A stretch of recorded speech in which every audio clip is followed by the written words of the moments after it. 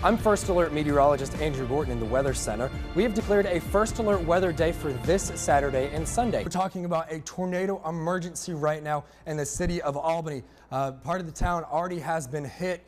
Damage reports already coming in. Seek shelter. Watch us on your phone. Do not stick by a TV. You need to get into a shelter position now. That means an interior room, a large, extremely dangerous, and potentially deadly tornado. That does not mean that it's safe to go outside, because that southern and that western edge of the eye, it's going to come back in here pretty soon, and the wind and the rain is going to kick back up. What you really need to focus on is not where the center of the low is, it's where the moisture is. It's already pounding the Gulf Coast of Florida and the Gulf. It's getting pretty active, so those showers and thunderstorms are going to continue to move up into South Georgia. We have an enhanced risk for most of Southwest Georgia. A step above that would be a moderate risk here, and just our northwestern counties. Already broke it down for you guys. Damaging wind, strong tornadoes possible, heavy rain, and large hail. There are down trees and there are down power lines in the roads right now, and we're going to keep you updated on the progress of the power outages and when they can start fixing those. But for now, live in Valdosta for WALB News 10, I'm First Alert meteorologist Andrew Gorton.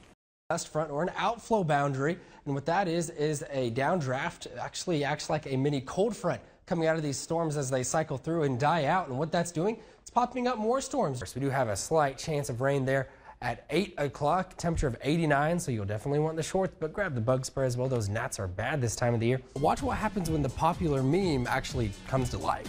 I'm meteorologist Andrew Gorton at the Atlanta Motor Speedway, and I'm going to show you a few ways how weather impacts the NASCAR race weekend. Let's go. We have all heard the jokes that NASCAR isn't a sport and all the drivers do is turn left, but there's a lot more to it than that. In addition to the physics, engineering, and strategy, the weather plays a big impact on race conditions for the teams. Let's start with track temperatures, which can affect how cars handle on the track. The hotter the asphalt, the slicker it is, which means less overall grip and slower speeds. On the flip side, when the air and track temperatures are cooler, crews can add tape to the grill of their vehicle, which affects how much air gets into their engine. Well, the more tape you run, the hotter the engine will get, because you're closing the amount of air. And it also gives it more downforce on the front and less drag, so it should run faster. Adding tape has the potential to give teams an advantage, but it comes with a big risk. But you got a balance of that compared to the engine temperature, because you got to run the whole race. You can't burn your engine up. Another weather factor that teams must deal with on a race weekend is the wind. So a lot of times, we pay attention to the wind, which direction it's going, because that affects how fast you're getting into the corner. If you're driving into a headwind, you're not going to get into that corner quite as good. This is something South Central Georgia native David Reagan had to deal with in practice earlier this weekend when sustained wind speeds were around 20 miles an hour.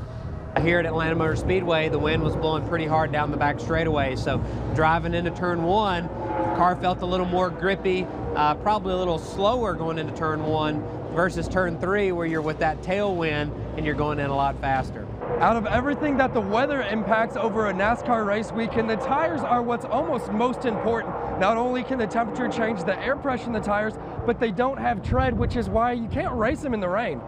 Which is why you'll see engineer Pat Suey at the track each race weekend, who not only monitors weather and track conditions for Chevrolet drivers, but times out if and when he thinks it's going to rain during a race. If you know when it's going to rain, your strategy might play into that. You can decide whether you want to maybe stay out and stretch your fuel a little bit rather than coming in and getting caught a lap down when the rain does start. When the track is dry and the cars are rolling, crews also have to look at the track temperature and decide which pressures to keep in their tires based on how their car is handling. As the race goes on, tires heat up and expand. If crews start tire pressures off too high, they risk blowing out a tire on the track.